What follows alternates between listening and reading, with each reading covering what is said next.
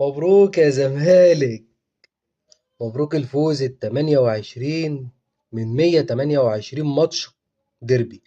بس ما بحبش اقول عليها قمة، دي مش قمة، ده ديربي. 128 ماتش كسبت 28، ها؟ يعني 100 ماتش في الدوري ما عرفتش تكسب الاهلي. ليك حق.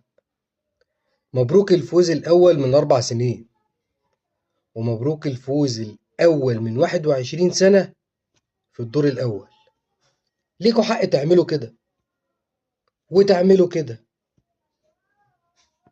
متشكرين يا غالي، متشكرين والله العظيم، ده انت رحمتنا. اترحمنا. فريق كسب 28 ماتش لحد دلوقتي عامل احتفالات. الكبت وحش والحرمان اوحش. يلا نشوفكم الدور التاني.